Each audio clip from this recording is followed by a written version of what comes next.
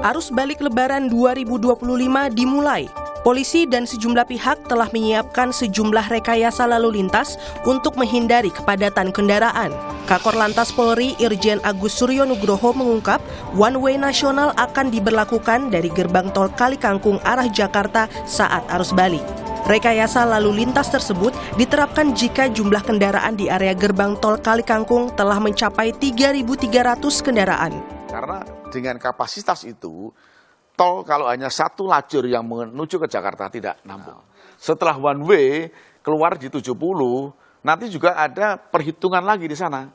Di kilometer 66 itu nanti ada alat yang menghitung per jamnya sama seperti tadi. Kalau sudah 5.500 itu harus dilakukan kontraflow arah Jakarta. Guna mendukung kelancaran arus balik, Polri dan Jasa Marga membuka tol fungsional Jakarta Cikampek 2 Selatan yang baru berfungsi tahun ini. Tol ini dibuka mulai dari kilometer 76 gerbang tol Sadang Purwakarta hingga kilometer 37 gerbang tol Delta Mas Cikarang. 2 hari belakangan, Polri dan Jasa Marga menguji coba aspek keselamatan hingga penerangan tol fungsional Japek 2 Selatan. Bukan uji coba yang pertama, itu kita menggunakan pengemudi yang memang belum pernah melintasi ruas tersebut, ya, untuk memastikan bahwa aspek keselamatan, kemudian aspek perambuan itu tidak membingungkan dari masyarakat nanti apabila dialihkan dari tol Sadang sampai dengan keluar di daerah Delta Mas itu cukup baik dan hasil uji coba itu juga terlaksana dengan baik. Menteri Koordinator Pembangunan Infrastruktur dan Pembangunan Kewilayahan Agus Harimurti Yudhoyono memprediksi arus balik Lebaran terjadi pada 6 hingga 7 April mendatang. Ia memastikan persiapan arus balik berjalan lancar. Seluruh jajaran, seluruh bagian, termasuk Kementerian Perhubungan yang berada dalam koordinasi Kementerian Infrastruktur, Kementerian PU yang mempersiapkan infrastrukturnya, dan termasuk tentunya kerjasama kami dengan Korlantas dan semua stakeholders untuk meyakinkan arus balik juga berjalan dengan baik. Per 1 April 2025, data Kementerian Perhubungan menunjukkan lebih dari 1,9 juta unit kendaraan telah keluar dari Jakarta via jalan tol.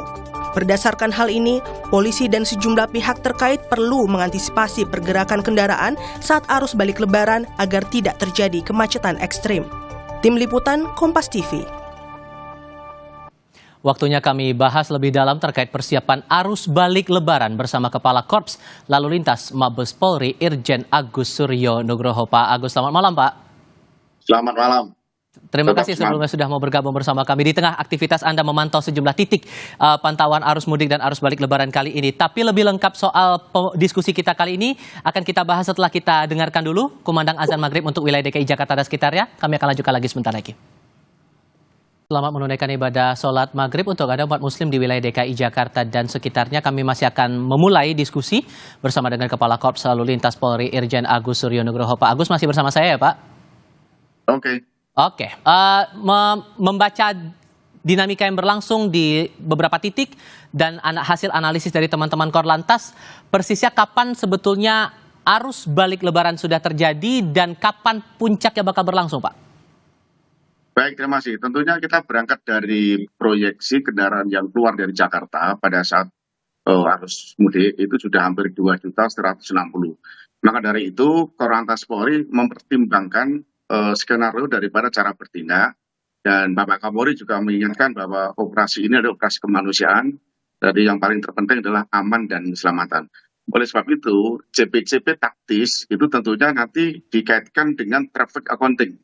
Baik yang berada di tol Cikampek, termasuk juga yang berada di tol dari Kalikangkung menuju ke Jakarta. Maka dari itu, tadi malam sudah terjadi anomali, beberapa tempat di arteri sudah ada kepadatan, baik di jalur Puncak, jalur Bumi Ayu, termasuk Tasik, Parung Kuda, sampai Cibadak. Ini juga terjadi kepadatan, namun sudah bisa kita kelola dengan baik.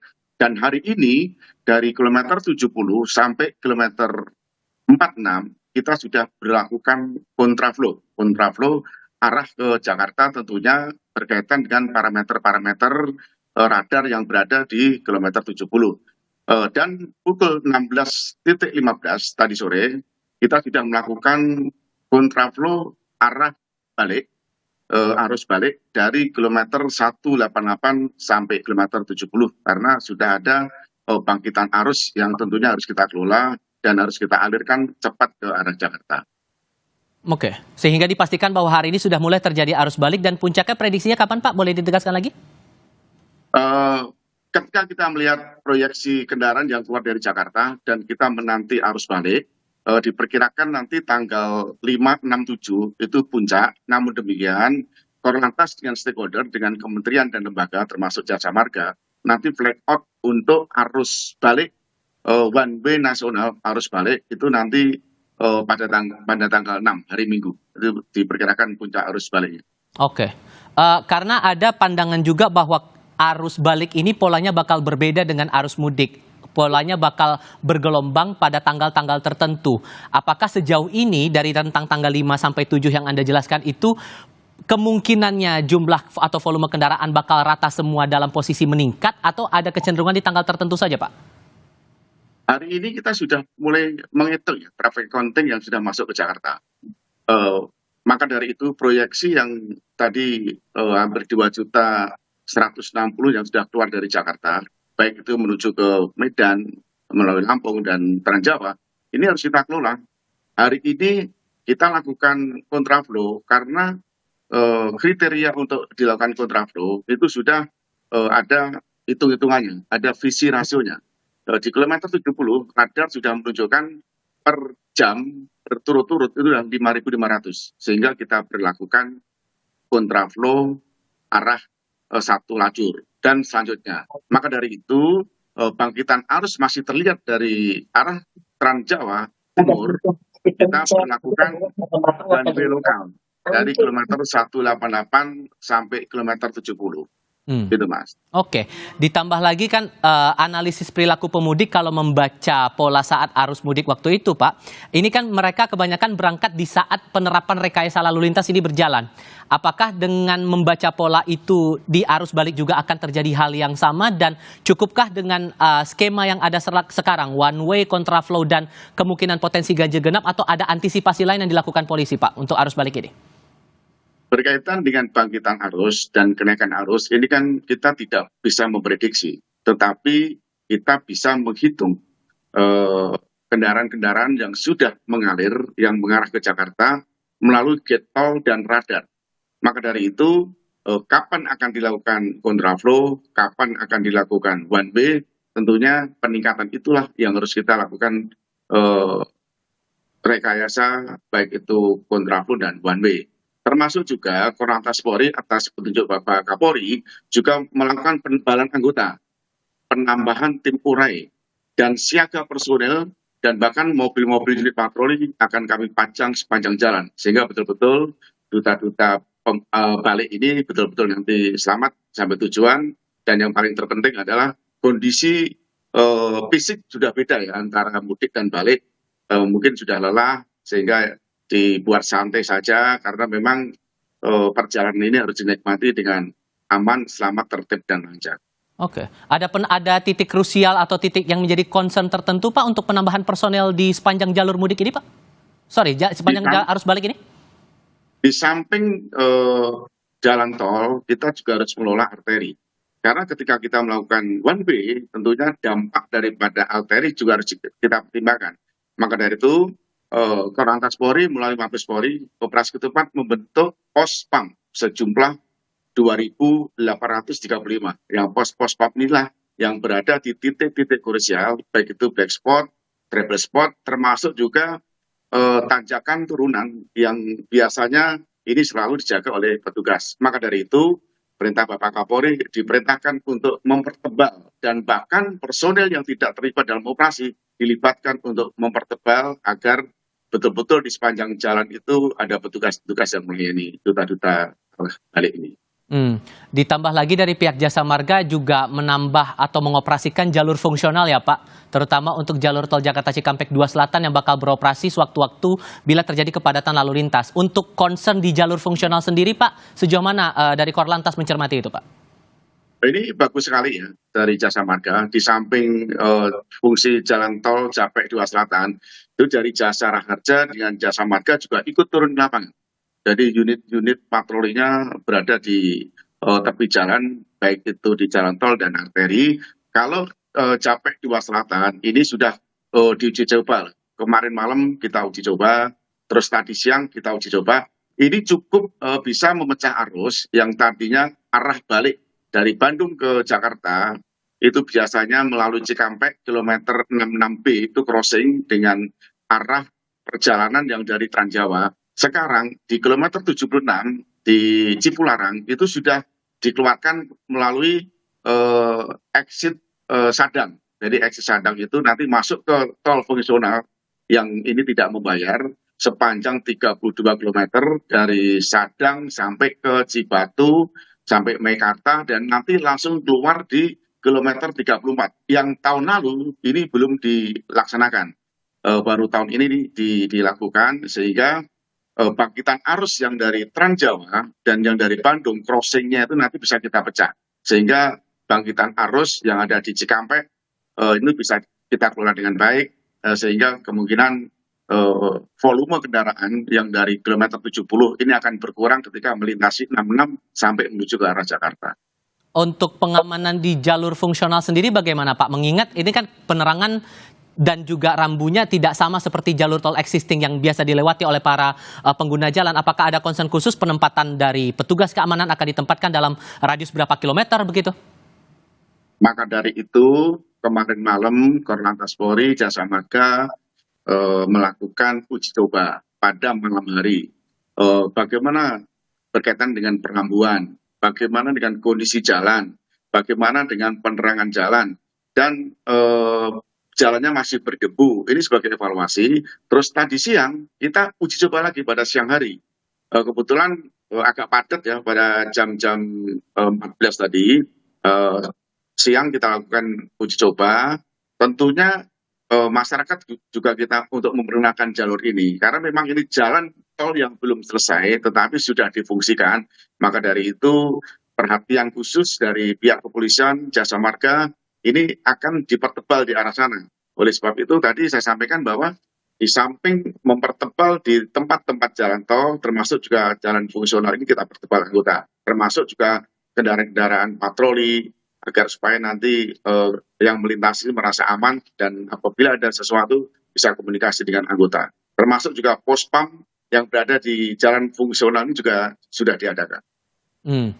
Selain jalur Japek 2 Selatan ini, setelah dikoordinasikan dengan teman-teman Jasa Marga, jalur mana lagi Pak untuk jalur tol fungsional yang kemungkinan bakal bisa digunakan oleh para pemudik untuk arus balik kali ini? Kalau yang di arah Jakarta itu baru yang Japek 2 Selatan. Kalau daerah Solo, Jogja itu juga ada, dari Klaten hingga Taman Martani Jogja itu juga digunakan arus mudik dan arus balik. Kalau yang di Jawa Timur, yang dari Bojonegoro, Banyuwangi barangkali sudah tidak signifikan ya, tetapi yang paling konsen adalah bagaimana kita bisa memecah arus yang dari Transjawa antara Bandung yang crossing di kilometer 66. Ini kita kelola. Maka dari itu, di samping itu juga perintah Bapak Kapolri agar mempertebal tempat-tempat yang di mana di situ ada dobrak, ada bottleneck, termasuk juga di gate-gate tol itu kita jaga bersama. Untuk jalur arteri sekarang Pak, hal apa yang perlu dicermati oleh para pengguna jalan, terutama untuk titik-titik krusial yang berpotensi terjadi kepadatan lalu lintas di sana, mengingatkan pengendara motor, kendaraan-kendaraan beragam jenis akan bertemu di jalur arteri ini? Arteri memang juga menjadi perhatian penting ya, karena ketika dilakukan one way, arus balik, one way nasional, beban arteri cukup berat. Oleh sebab itu, Bapak Kapolri sudah memerintahkan kepada semua Kapolda, semua di lantas, termasuk para Kapolres, ada konsen turun langsung pimpin di lapangan. Pos-pos yang sudah ditempatkan, termasuk juga tempat-tempat dark spot, travel spot harus diisi anggota. Jadi bahkan Pak Kapolri memerintahkan anggota yang tidak terlibat operasi turun semua ke lapangan untuk mengamankan duta-duta arus balik yang tentunya per hari ini sudah mulai terlihat bangkitan. Karena perintah Bapak Kapolri, layani dengan ikhlas karena memang ini adalah operasi kemanusiaan. Tugas-tugas ini masih akan tetap berjalan sampai sepanjang arus balik. Dan yang juga menarik dicermati adalah aktivitas di rest area, Pak. Baik itu di jalur tol, kemudian di jalur arteri pun tempat peristirahatan beririsan juga dengan aktivitas wisata beberapa warga yang masih terus melakukan kegiatan liburan di momen libur panjang Lebaran kali ini, Pak. Ada concern sendiri, Pak, untuk momen-momen krusial, terutama untuk rest area? Fenomena rest area ini sudah dari tahun ke tahun hampir sama ya. Namun demikian saya yakin dan percaya dengan sosialisasi, dengan call center 110, terus Polantas menyapa, kita bisa berkomunikasi dengan para duta-duta arah balik. Jangan berkonsentrasi untuk istirahat di rest area saja, karena rest area tidak nampung, sehingga monggo silakan untuk bisa keluar dari rest area. Di jalan arteri banyak alternatif kuliner yang bisa disinggahi. Maka dari itu kapasitas rest area memang tidak cukup, biarpun sudah kita lakukan buka tutup dan rekayasa di depan rest area. Jadi kami mengharapkan silakan rekan-rekan arah balik bisa menikmati kuliner di jalan-jalan arteri yang tentunya di sana banyak sekali kuliner dan tempat-tempat rest area yang sudah disiapkan oleh pemerintah termasuk kepolisian. Dan maksimal masih tetap 30 menit disarankan ya Pak bagi pengguna jalan, terutama jalan tol untuk singgah ke rest area itu tadi? Ya lebih cepat lebih bagus, karena kan memang pada jam-jam tertentu itu akan terjadi penumpukan, karena pada saat mau maghrib ini orang harus sholat, harus ke rest area, padahal di rest area ini cukup penuh. Oleh sebab itu saran itulah dari pihak kepolisian dan stakeholder lainnya, monggo silakan untuk bisa keluar dari tol. Di sana banyak sekali tempat-tempat untuk istirahat, termasuk juga kuliner dan menikmati kabupaten, pulang dengan riang gembira. Toh nanti juga selamat sampai tujuan. Pelan-pelan saja. Berhubung Anda juga menyinggung ada beberapa waktu-waktu krusial, kira-kira apakah momen-momen untuk kegiatan aktivitas arus balik ini polanya sama seperti arus mudik, entah itu mengambil momen pada malam hari atau mungkin sebaliknya, Pak? Ini memang sedikit anomali ya, kita tidak bisa meninggalkan lapangan. Karena dari jam ke jam, dari bangkitan arus ini bisa kita hitung. Maka dari itu, tahap-tahap daripada skenario, baik itu dari kontraflow, dari lajur 1, kontraflow lajur 2, parameternya sudah jelas ketika kita koordinasi dengan Jasa Marga. Termasuk juga one way lokal arah balik, ini juga nanti bisa kita perpanjang ketika one way lokal tahap pertama dari kilometer 188 sampai kilometer 70 ternyata bangkitan arus dari Pejagan, dari Semarang, dari Jawa Timur cukup deras, kami akan perpanjang lagi one way lokal tahap kedua dari 246 sampai 188, sehingga kita bisa menyedot atau bisa menarik arus yang dari timur, sehingga untuk masuk ke Jakarta ini sudah bisa kita kelola dengan baik. Kalau toh itu masih ada bangkitan lagi, nanti tanggal 4, tanggal 5, itu akan kita perpanjang lagi one way lokal tahap 3. Dan pada tanggal 6, nanti langsung akan dibuka oleh Pak Kapolri, Pak Menteri Perhubungan, blackout untuk one way arah balik nasional. Itu tanggal 6. Diperkirakan nanti di jam-jam 9 sampai jam 10 yang sudah kita kerjakan. Oke, saya coba bergeser ke untuk jalur penyeberangan, Pak. Untuk jalur penyeberangan ini pola arus baliknya juga sama seperti jalur darat melewati arteri maupun juga jalur tol, atau ada hal yang mungkin akan coba dipadu-padankan begitu sistem ataupun juga rekayasa lalu lintas di sana? Proyeksi yang keluar dari Jakarta pada saat itu arus mudik itu hampir 30% itu arah ke Sumatera melalui Lampung.